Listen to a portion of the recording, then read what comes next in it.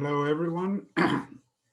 So, hi, my friends, I could say. I'm not sure I will be able to say the same for the next session after I killed everyone.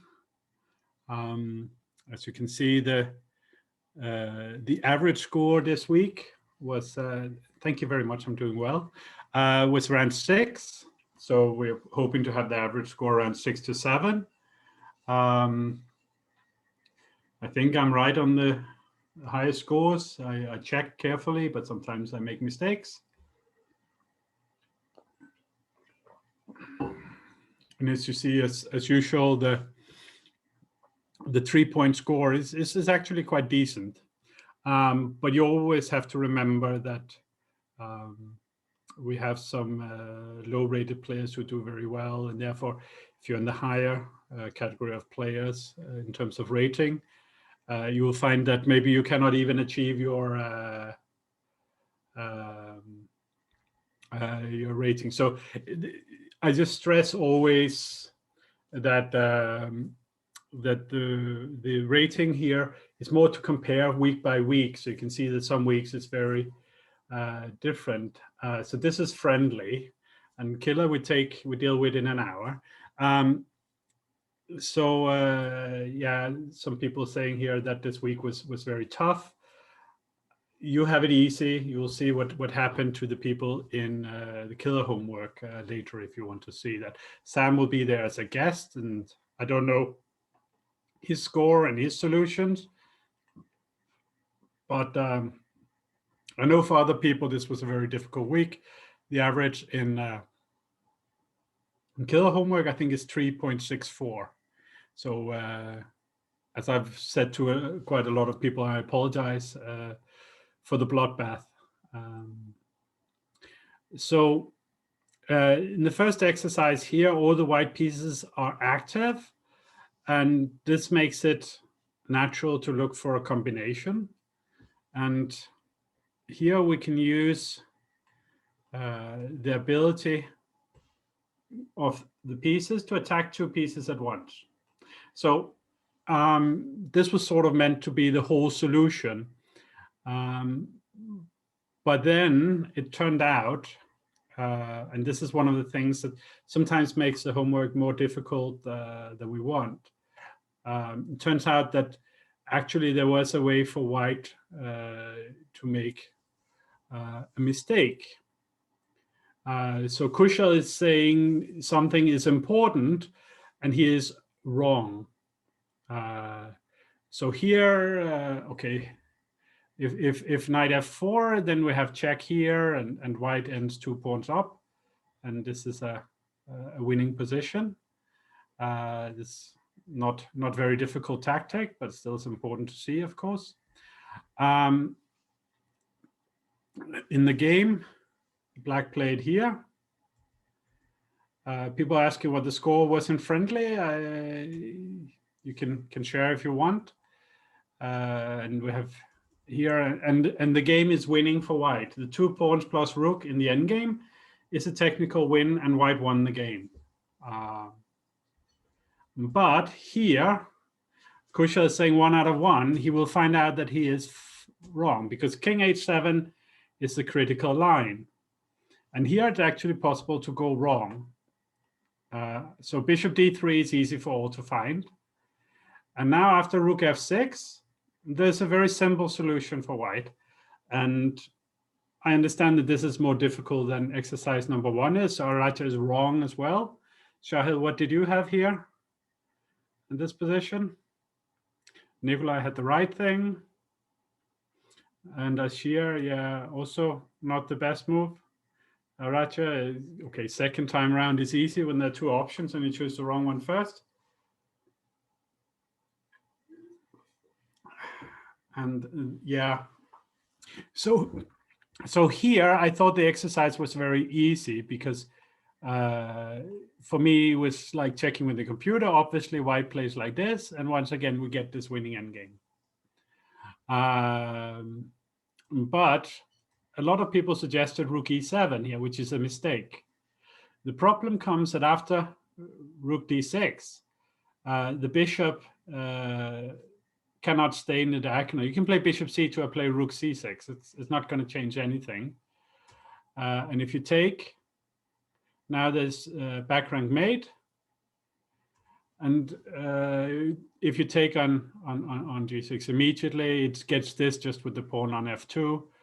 And okay, here, this endgame just exactly holds for black.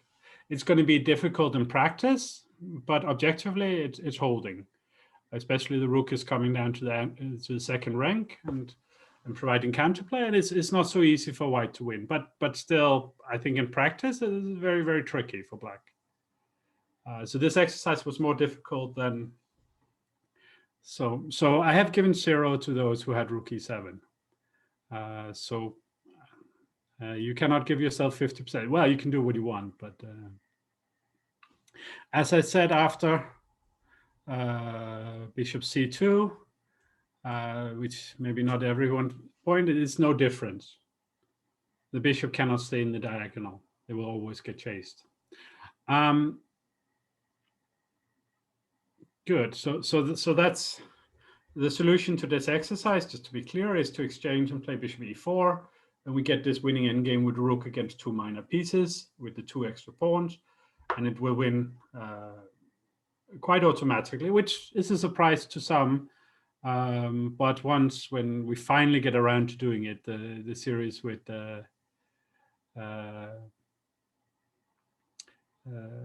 teaching Renier the endgame will we'll show this. Okay, so Horatio wants to go on a little bit. Oh, here, bishop e4, he says, looked winning. What if I play, I'm just going to try a random move here, king g8. King h6 maybe also. Now here we have bishop c6, yeah? So no. So let's have a look here.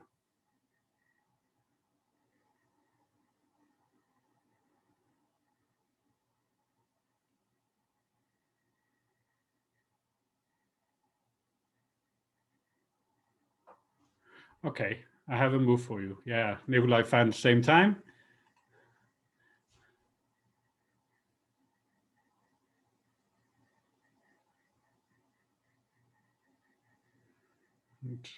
Again, here I think things are not so so clear. Or maybe also bishop a8 or bishop c8. I don't know, but it's clearly going in the wrong direction. So let's move on. I want to keep things simple.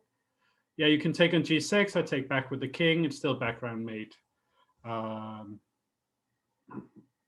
Okay. So it's something I just want to remember to tell everyone, which is don't use engines when you are looking at the positions for your own good. The learning comes from seeing lines on your own and debating them with us here and having the conversation. And I know that there are some people who cannot emotionally wait to see the solution to some of the problems. And okay, we're all different, and I understand. But if you do, then you submit first, and then you check the thing with the computer. But if you do look with a computer at all before you submit, just don't submit. It's that simple. So here there are 2 tactical targets. It can be a little bit confusing because it seems like there's a 3rd tactical target here, and we could also discuss the c4 pawn. But this is normal for tactics, where candidate moves, where we just need enough options here.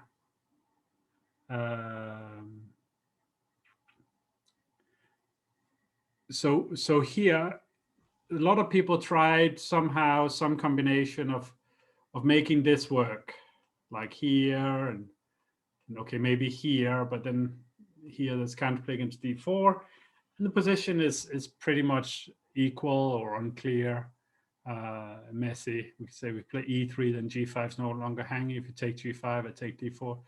So it's just a mess. So the idea is to find something different and have different ideas. And here, Dubov didn't do that. He found this very nice move, knight h2.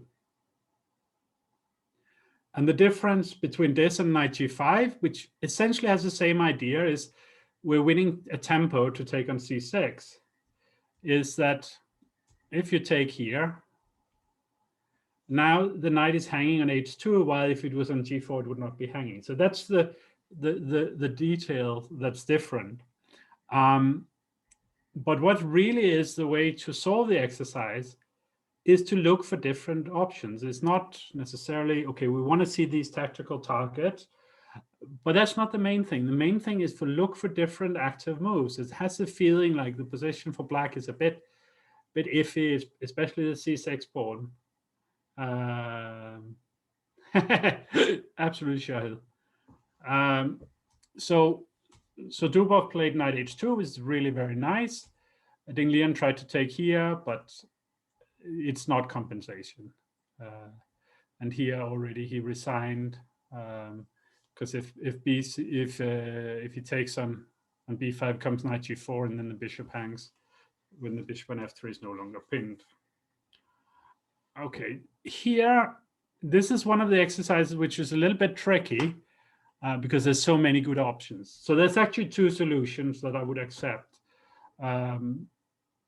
The sort of solution nobody came with would be like this, but it's a very unnatural way to play.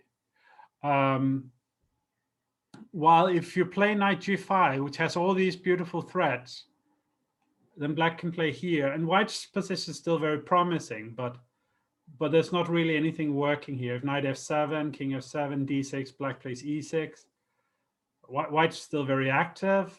d6 comes e6 also, but the position is not so. Please don't use this raised hand thing. But the position is really not that promising anymore. So here, there's a number of moves which were good. I think somebody also suggested this, but here we gave up a pawn and very much banking on this threat. Here black can come in with queen c4 and be okay. Yeah, if you could look out for that, because it pops up and starts to trap. So d6 is the move, the sort of the tactical image, and all the strong players had this, and quite a lot of the rest of you also. So these kind of patterns, see them a few times, especially the fact that f6 is hanging with check, but just generally, you will learn to see these things. Now again, you can see other tactical patterns here, like this one. So we should always be a little cautious when sacrificing a rook, but it could look great. And we investigate them. We look at this one. Oh, what if I try this? What if I try this? What if I try this? And here, if we stop and slow down and look for a move for black, I think most of you can see it quite quickly. And it's just about going slow enough. If you're going slow enough and you're looking, you will be able to find the move. Nikolai actually didn't find the move here. Yeah, no, that doesn't work. And so bishop e6, then comes d takes e7, bishop b3, and bishop takes f6, and this could be very, very dangerous for black. But if we take on c3, then white has to spend time there, and we move the rook afterwards, and it's piece up. Good. So again, there's these kind of imagery, and we have to try the various 4-5 ways of doing it until we find the right one. And as we get more experience, they will come much faster, and that's okay. Okay, so this here is Dubov Giri. So this is a question of calculation. So, for example, Kushal is giving a line here, and Nikolai is giving a line, and the lines are not long enough, because they don't see the reason why Dubov, with very little time, chose not to play what they did. So here the game ended in a draw, quite uneventfully. You gave perpetual. A lot of people saw this. Sorry, let me just get this box out of the way. Let's jump over here. Okay, so check. And here, okay, king g8 doesn't make a difference. After rook g7, it will be the same. Okay, here there was some unfortunate things like bishop e7, king g8, and now rook h2 will be made. And people are trying, and I always respect people who are trying. And showing the mistake of one player is just as much to make the other players happy. So, of course, Dubov considered taking here, but with very little time, I think he worried about king f7.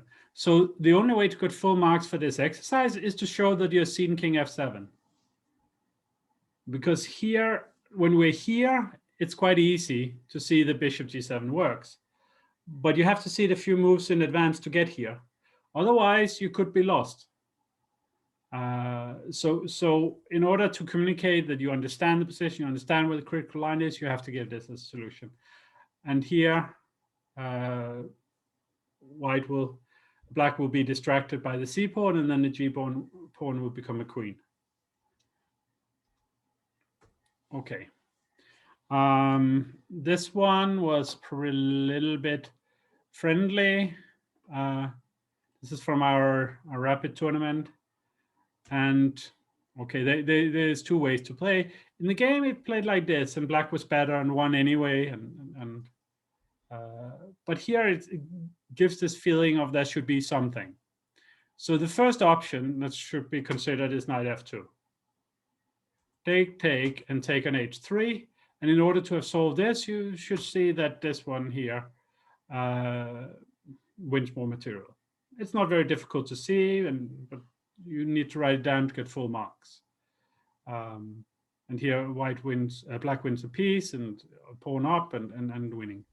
There's also a fancier solution, which was queen f2.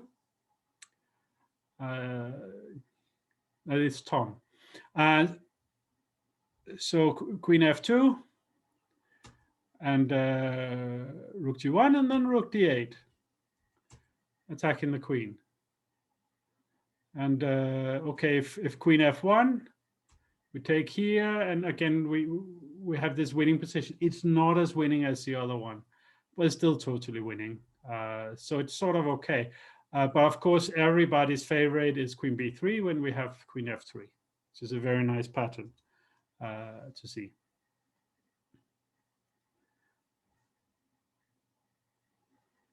And if rook f1, then bishop g2. Okay, let's move on here. Yes, absolute rook g1, queen take b2 is also fine. So here, again, there's 50% mark. So first of all, some people tried knight g4, which becomes terribly complicated. After bishop d2, here, and here the critical move is bishop c5, threatening queen g1, h3 forced, then e3 with idea bishop d5, and here both bishop b4, which is very strange, and c4 means that the position is just wildly unclear. So if you're calculating, the computer says equal, I don't really care so much. For me, it's more like, from the perspective of calculation, the outcome here is unclear. We already at move 4 in our variation. For black, it would be the fourth move. And it's too much. It's just too complicated. We don't want to be in a very complicated position. We'd rather look for something in this position. It's very promising. Nikolai is saying rook d8. Sorry, here. Rook d8, which I have to say intuitively I don't like.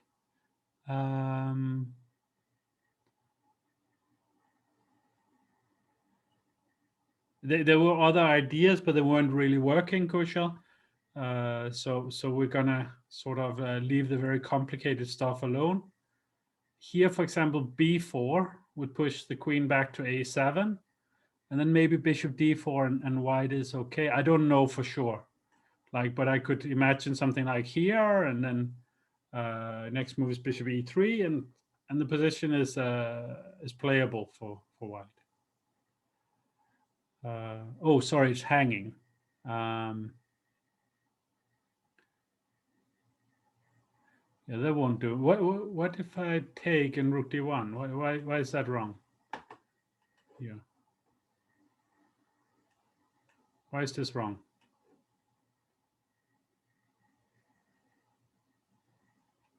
Here, I think the extra move b4 really helps. Knight g4 idea. But can I play knight d4 now? I think Nikolai, so I don't want to have the killers, let's call them the killers, are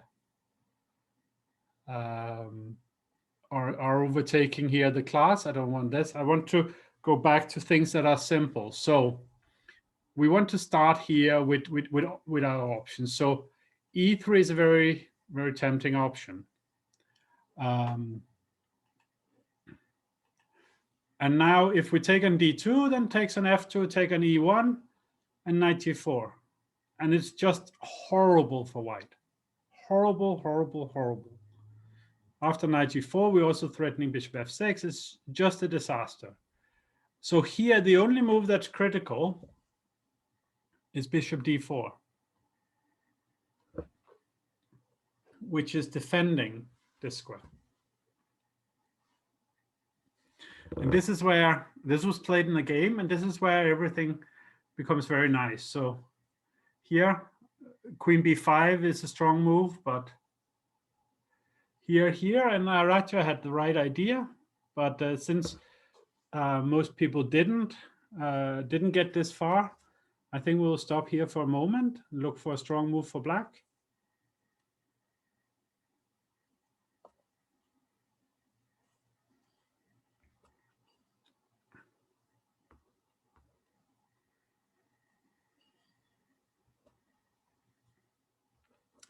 Not quite a sheer. See if you can make it. No, Shahil. Same answer, not quite.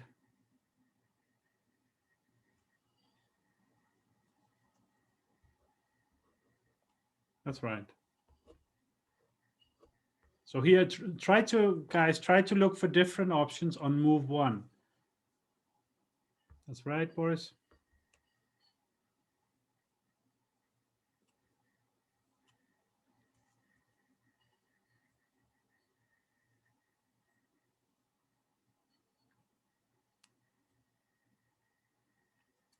It's possible this exercise would work better in the previous move or in this move.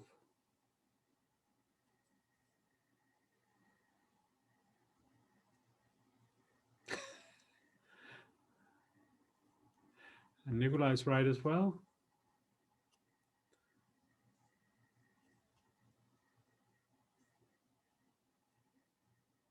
That's right, Ashia.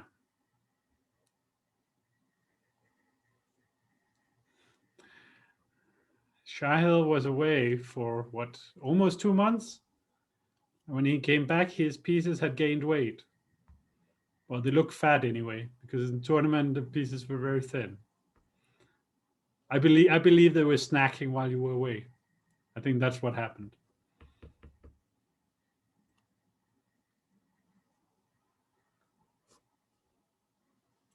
I always felt the pieces have a mind of their own anyway when I play chess. So maybe this is good evidence. Anyone else here who has a suggestion for a fantastic move for black?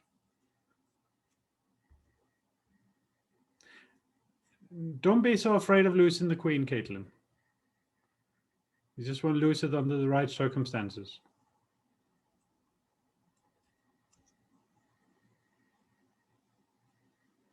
So queen f5 is not such a bad move, but rook e2, unfortunately, white plays rook takes e2, I think, rather than allowing some speculative sacrifice.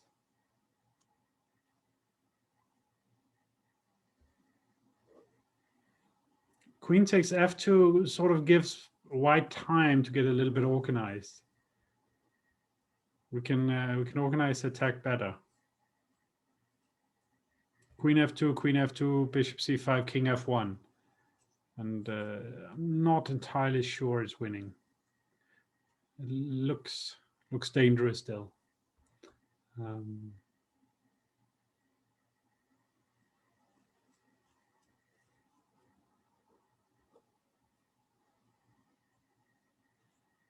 So reality is that you guys are seeing that we would love to have the bishop come to c5, the black bishop. And it happens naturally if white is forced to take on c5. So how do we force this?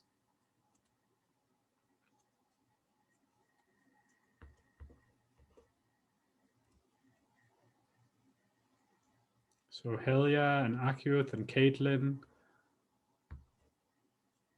found the right idea. Anyone else?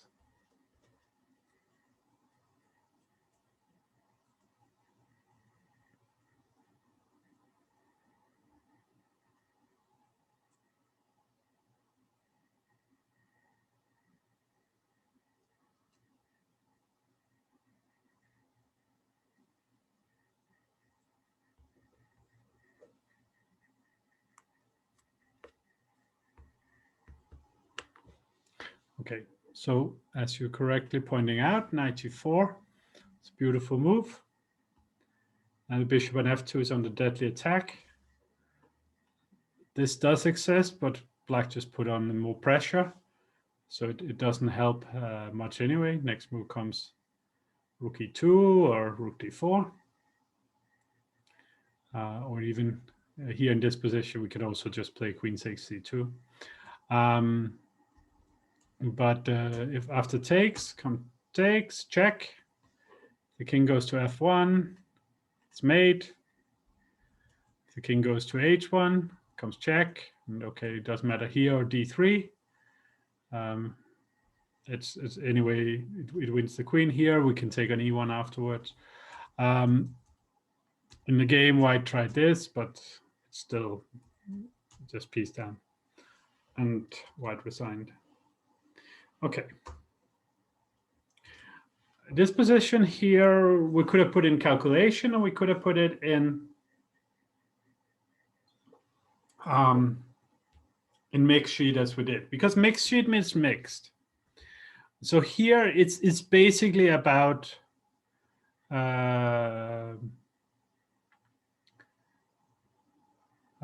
it's basically about elimination.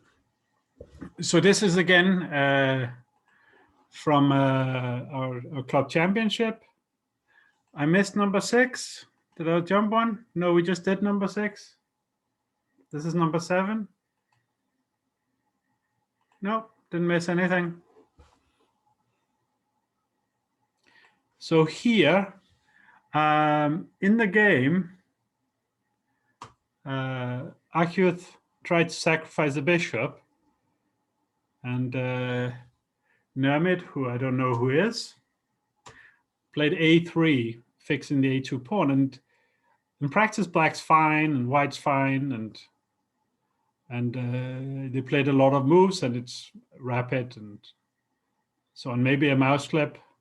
Shall suggest it's hard to guess. So this is basically here. Taking king c5 is just lost. And here, white will never ever be able to get counterplay and just win slowly. This is one option. And we can eliminate this. You can look through the game on your own later if you're very interested in things. So bishop b1 was also suggested, but now comes knight c4. And the idea is knight a3 and b2, b1. And it's just winning. For example, here. We take here and we take here. Just winning. The best white can ever hope for is a pawn ending where black takes everything and in the end takes here and has one pawn, and the white king is far away, and that's not working. So although it's unpleasant, you have to play like this. And it is quite unpleasant. And after king c5, there are two moves that makes the draw. So one of them is very strange for me, which is bishop a2, because black wants to play knight f7. And here in my notes it says that this is winning, but I think here white can play d6 and then b4, and it still holds. But here white has this defensive idea, and it just holds. It's very scary, but just holds. But in this position, d6 and king d4, and the white king is active, and actually it's just draw here, like this. And white wins the pawn on a3, and black could play a2 now and take an f5, or a2 and take an b4 and f5. It's just draw. So there was someone who was suggesting this line here, but this is not very relevant. So Kusha was searching for ways to win. That's very optimistic of you. So anyway, I can just say here, the sort of having some sort of realism of not giving up a piece just because the pawn looks very dangerous on a3. Okay, this position here. So black is playing in these directions. Maybe they should be red. Black's playing here. I'd like to get the rook in. This rook here would like to come in, and this is a play. Oh, sorry, yes, I will go back and look at that in a moment. No, let me do it now. Okay. Sorry, I showed it. No, I did show it. So here, take here, here, and I did show d6. Sorry. Pay attention. So here, black's play is here. The queen is very active. The rook's coming. Worst placed piece here. Wants to come into the game here. And white, on the other hand, we could say worst placed piece is this rook, but there's no easy way to bring it into the game. It definitely wants to be here, or it could be here. We could, in some positions, play king h2 and rook g1. So there's some options. But the main thing here is these here can be used as weaknesses. At the moment, it's quite solid. But after the right move, d5, which is much stronger than other moves, white is still better, but this here is very overpowering. And for example, here, people were suggesting if this, and already there's a lot of problems here. And if takes, already it's mate. So the fact that black can't take is a disaster. And here, for example, rook c1 and take on c6, very strong. And there is a computer solution here, which is activating the worst placed piece, which is king h2, rook g1, and then we're ready for something like bishop e4 or bishop takes d5 with big attack. But also rook c1 is fine, so you don't have to see this this great king h2 move. It's simply just about not letting the black pieces into the game. Here, all of them are cut off. This is right. The computer always finds something strong and incredible. And that's why, for me, it is important that here we have a simple move like rook c1, and it's very strong. We don't need computer magic. We leave that to the killer class. Okay, I'm trying to keep a good speed here. So this position here is characteristic of something a lot of you are struggling with, which is understanding on which flank of the board you should be playing. And because there's this sort of aggressive relationship over here, it's very easy to get get sidetracked. For example, in the game, white played knight c3, and here decent way for black to play would be something like this, and 2 pawns for the exchange, especially the pawn will be on b3, and the position is quite unclear. So we have to sort of be careful.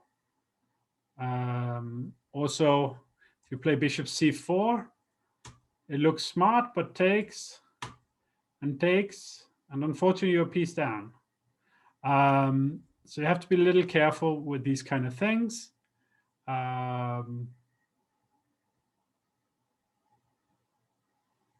Kusha says that Renier made a lesson on playing on the right side of the board in his Common Mistakes series.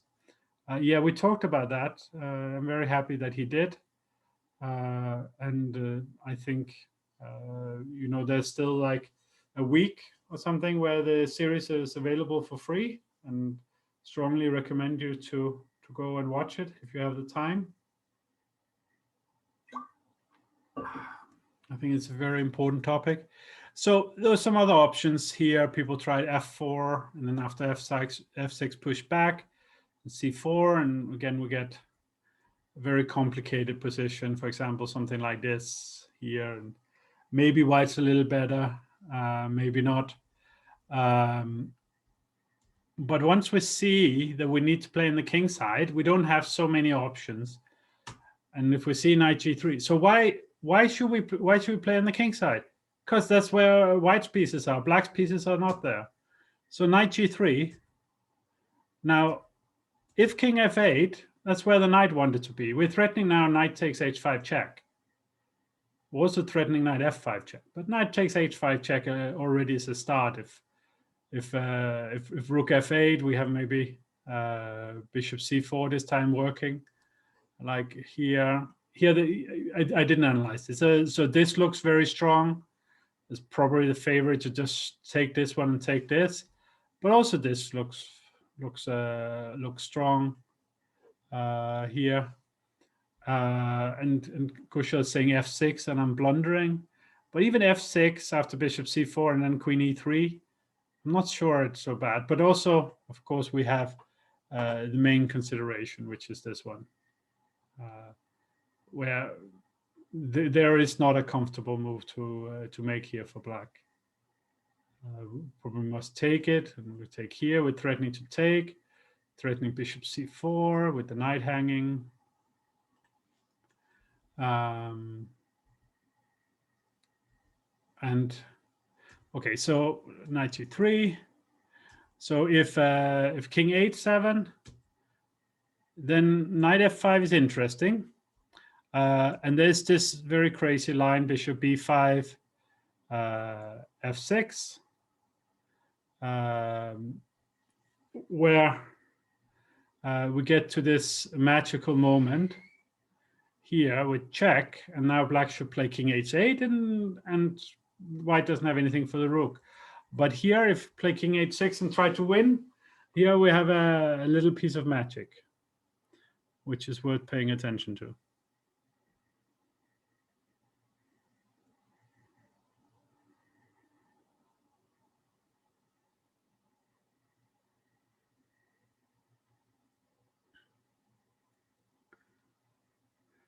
So white can, of course, make a draw with knight f5 and queen f6. That's right.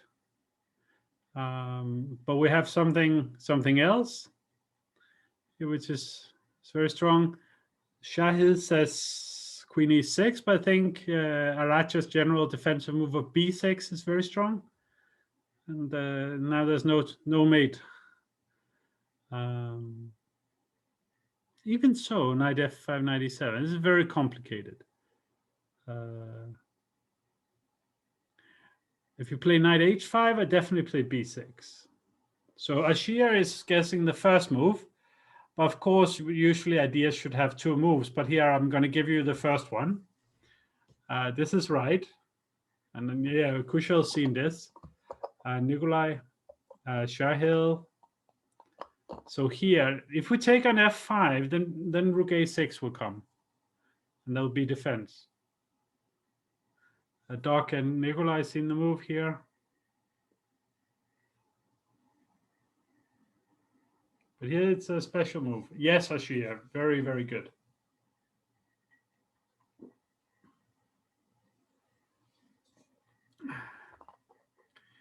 I think rook d1, then maybe again queen a6 or rook a6. It's time to defend. This is when we're attacking, it has to be very brutal. So Boris is right, Aagaard is wrong.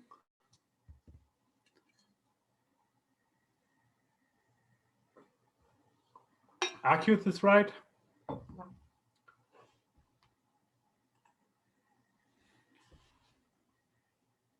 Michael is right. Yeah, Mikhail is right. Sorry. Anyone else? Helia is right. We'll see if there will be one more before we move on. Raja is just not getting it. It's quite funny. It shows that this is quite difficult for those of you who are sort of struggling here. This is way beyond the friendly class usual, but it's so nice that I wanted to include it. Anyway, Caitlin, you're doing very well. Well done. So g4.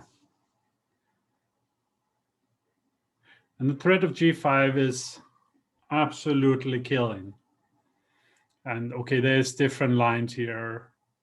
I think this is funny, but it doesn't work.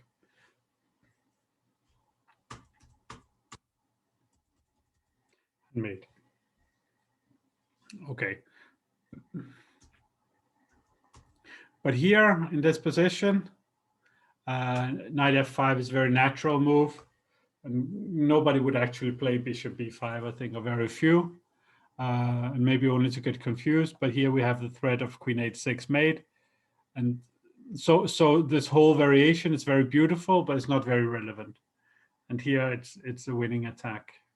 Black has to take an f5 and we just take back. So some people are pointing out a line I did not consider, which was f6, knight h5 and king f7. And here everyone says queen h6. I was just thinking if knight f6 also exists. Knight f6, knight f6, f4 also looks very strong. Just I know queen h6 is there and it looks very strong, and I would probably play it and quickly, but it's just trying to follow our principle of always having two moves.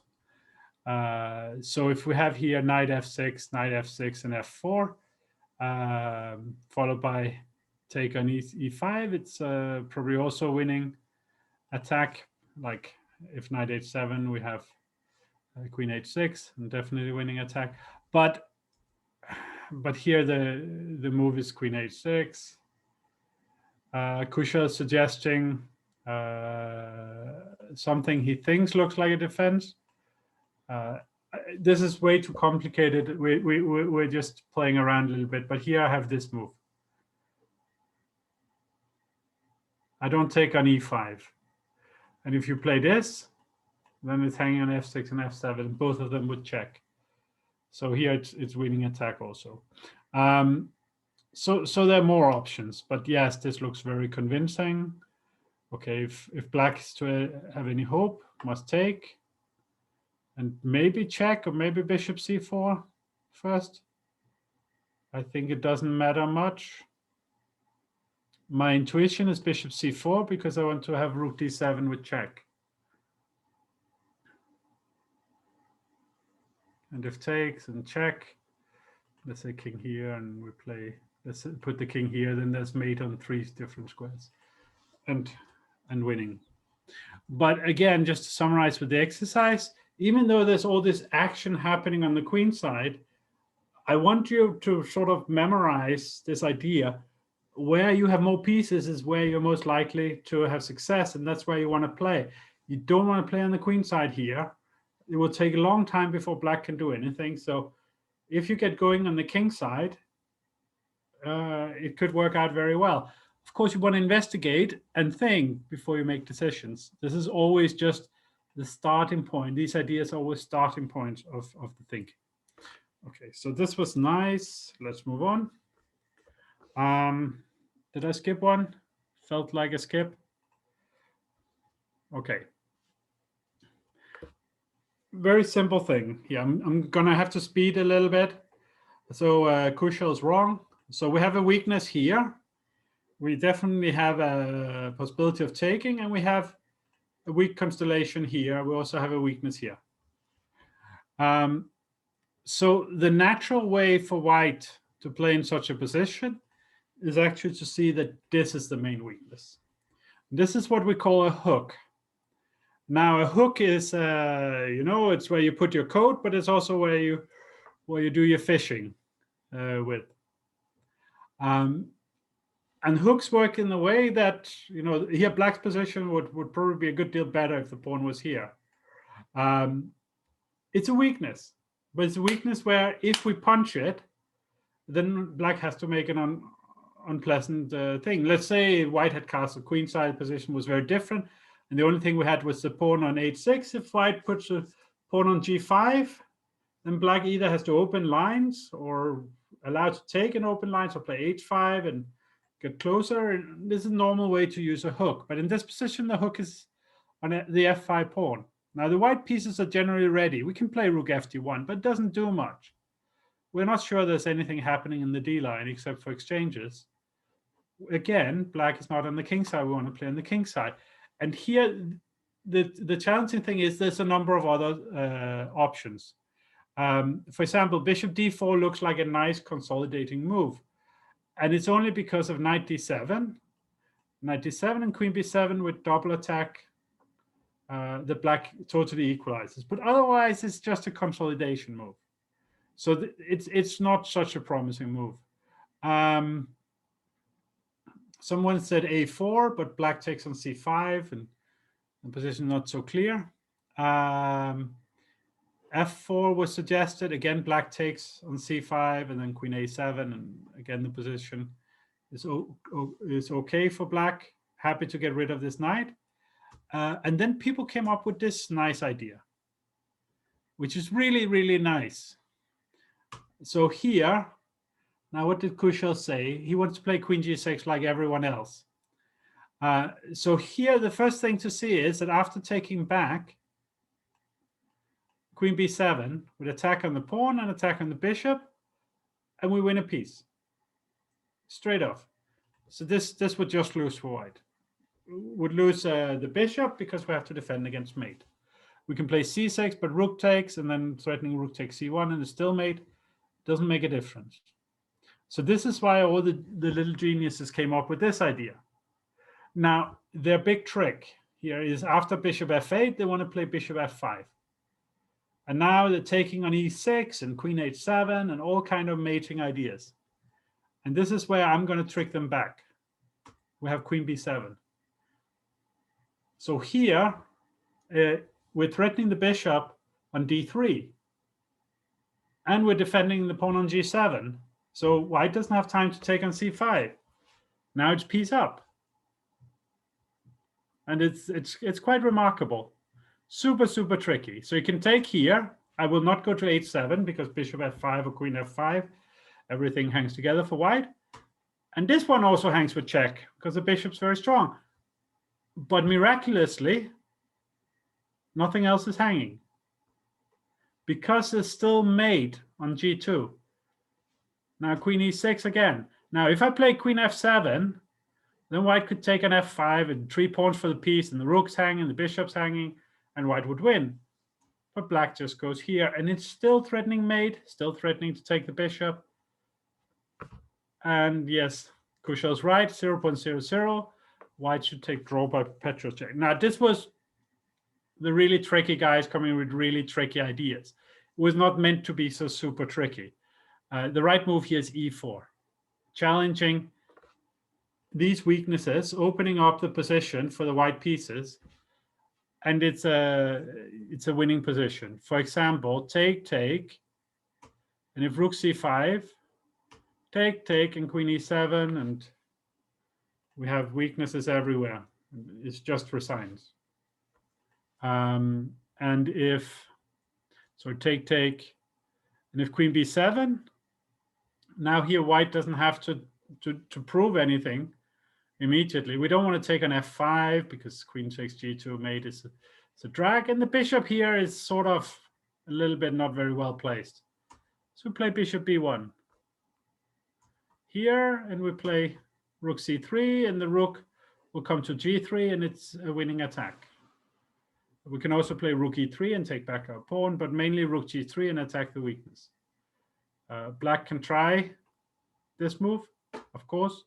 Now here we can play f3, and then queen takes e3 afterwards. But it seems like there's something hanging here. So here I will guess we can play. This is a little bit super tricky.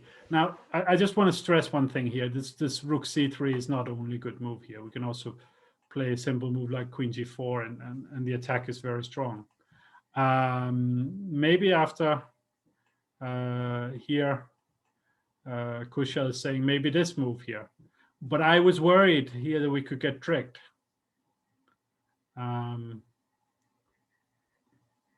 So here, I don't want to get tricked like this. Maybe still surviving, but it feels very tricky. Here, take, here. This is a mess. This is a mess. I don't like a mess. I don't want a mess when I have a totally winning position. But Nikolai is pointing out we just take with the pawn. And then we will play the pieces in very slowly.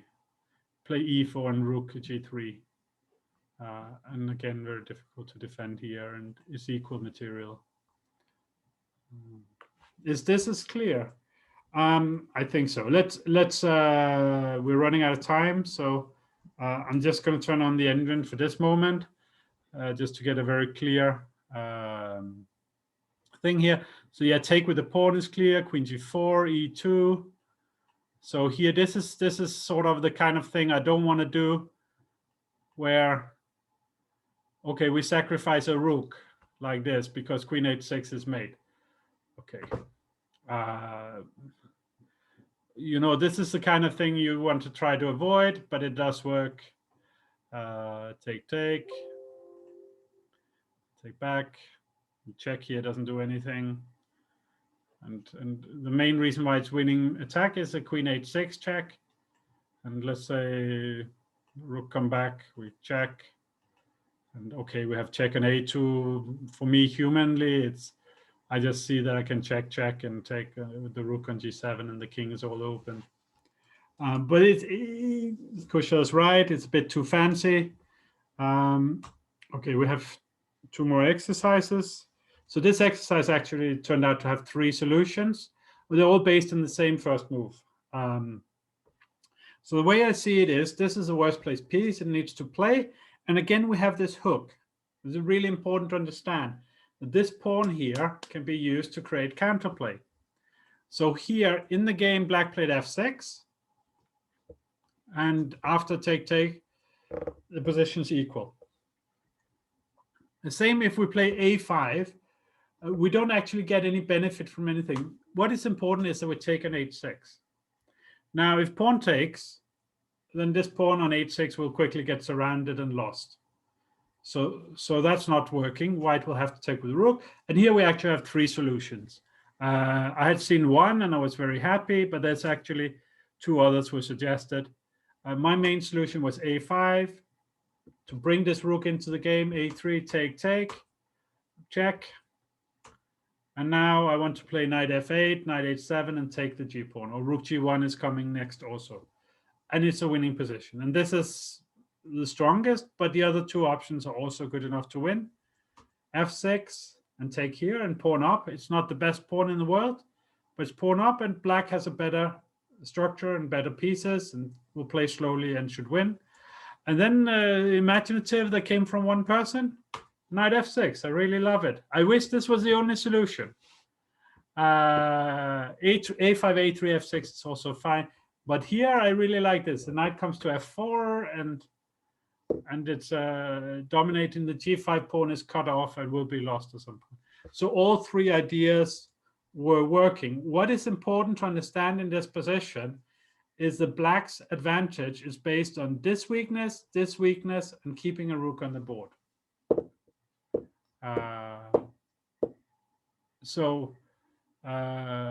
Best idea is this: take an a5 and activate the rook. Always activate the strongest pieces first in the endgame. But okay, let's go to the next one, which is the worst one. Here, this is simple prophylaxis. Nikolai solved this also during the game. I think the right move is to play like this, and the king is out of the checks. But I played like this and check, and I can still win by going back and repeat and running the other way. But I went here and I simply missed this check.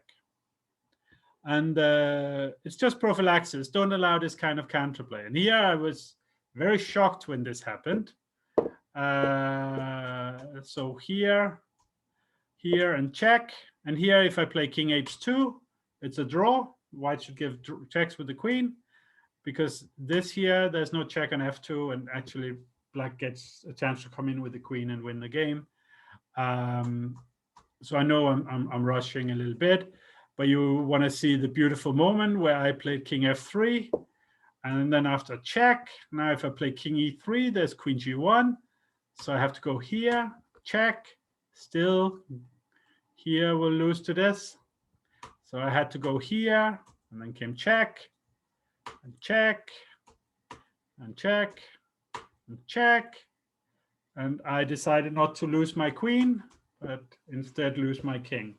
So I'm just very quickly going to go through the notation for every position as normal.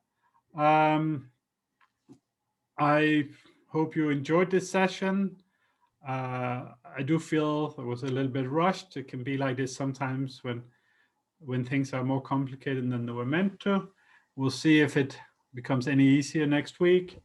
So over the next 3 months, I'm going to be doing a lot of the homework classes, much more than half. And then when we come into the summer, I will be a little more busy, and Renier will probably take some more of the classes, and maybe for the first time in a year and a half, we might have a situation where we have to either move the homework or do it on a different day, or even I feel like crying, even skip a class. Any idea of when a matter technique is coming out? Well, first I have to finish it, then Andrew will edit it, and then we will typeset and will be published. So I know many people will be playing tournaments. So in the summer, there will be less people. So Kushal got 9, Raja got 10. And so this, for those of you who are still in the improving level, the friendly level, this is a good benchmark for how difficult this sheet actually was. It was more difficult than I intended. Sometimes it's very difficult because when you are looking for exercises, you don't see all the options. The computer doesn't see all the options. Nikolai got 8. So Nikolai, he beat me in this game here. So clearly a very strong player. Kushal, also a very strong player, got 9. Aracha got 10. Now Aracha was the last one to win the Indian Junior Championship. It was a year and a half ago, but still. Okay, so I have to escape and go straight to the killer homework. I will see some of you there. Shahil didn't get anything, but maybe next time. Bye-bye.